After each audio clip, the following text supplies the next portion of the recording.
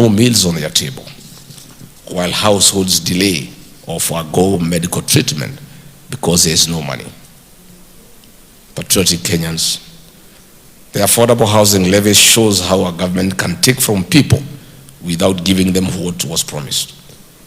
Since its inception in July 2023, the scheme has drawn significant resources from the public. There are real resources painfully raised from teachers, nurses, drivers, and other workers. For contributors, however, the levy often feels like just another automatic deduction, money taken from payslips with no clear guarantee of a home, no clear timeline, and little feasible accountability. Similarly, the Morning Star, infamously known as the Social Health Authority, SHA, was sold to Kenyans as a path to universal health care. By August 2025, hospitals across this country had submitted claims totaling 98 billion Kenyan shillings. When you add the 33 billion uncleared arrears inherited from NHIF, the total debt is astronomical. And these failures are not restricted to our healthcare, but they have been infected our education and higher education systems as well. Public universities are carrying debts estimated between 67.8 billion to 72.4 billion Kenya shillings as of mid-2025. The new and failed higher educational funding model has disrupted access for more than 100,000 university students and left institutions with cash flow gaps. Students in our universities face uncertain times. Voices from our students and lecturers show that majority of students are going without a meal. The consequence is a cyclical industry action, strikes that interrupted learning, and a future workforce whose training and prospects are uncertain. A future workforce whose formation is being disrupted year after year by the same failures. We cannot discuss workers without addressing the informal sector. About 4 out of 5 workers earn their living in the informal economy. Informal work absorbs nearly all new jobs created annually, accounting for about 86% of new opportunities. It is the backbone of our everyday life. Take border riders, for instance. 2 million of them keep our cities moving and supporting shops, markets, and deliveries, generating roughly 660 billion Kenya shillings a year, about 4.4% of the GDP. Yet their work remains risky. It is just the first quarter of 2025. There were 431 reported deaths and 5,856 serious injuries from motorcycle crashes, roughly 5 lives lost every day, imposing about Kenya shillings 50 billion a year in medical and family costs. Likewise, Uber, Bolt, Wasili, Faras, Taxify, Little Cab drivers face their own challenges.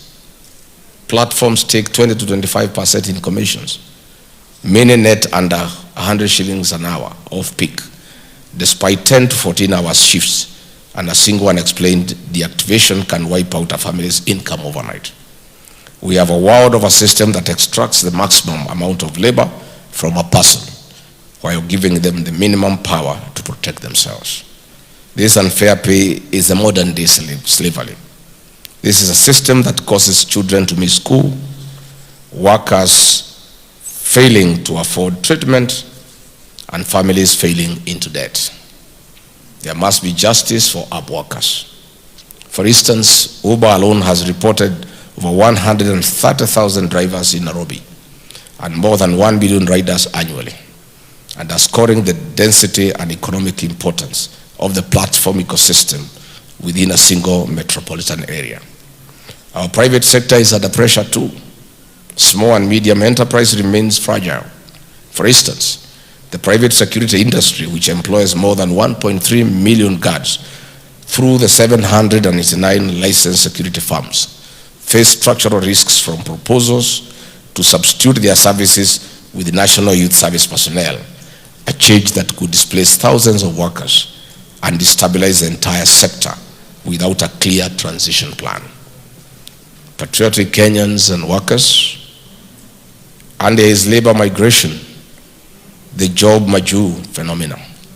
The government tells us that between 300 and 500 Kenyans leave Kenya each week seeking work abroad. That is 15,600, 26,000 annually. Of course, you all know is a lie. That kind of movement at the airport would have been noticed by everybody. This is another mirage.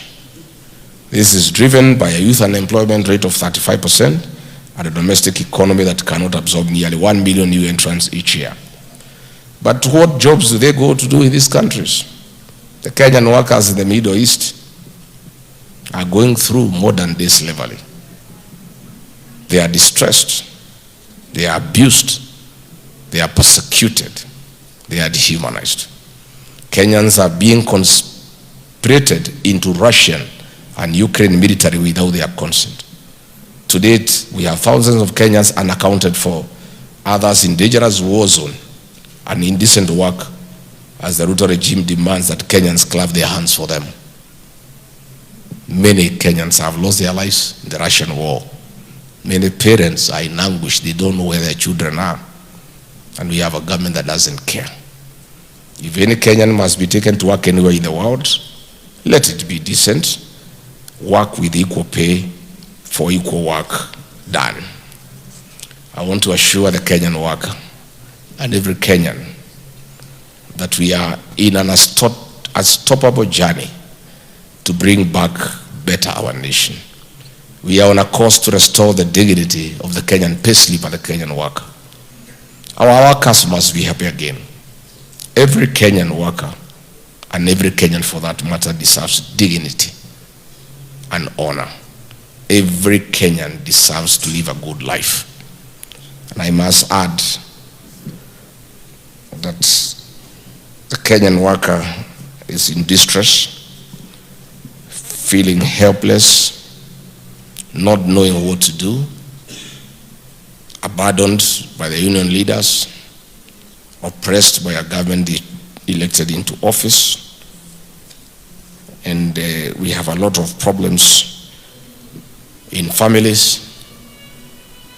Depression has set in, suicide is on the rise, families are breaking up because of distress of the Kenyan worker after their pay slips have been raided by William Ruto.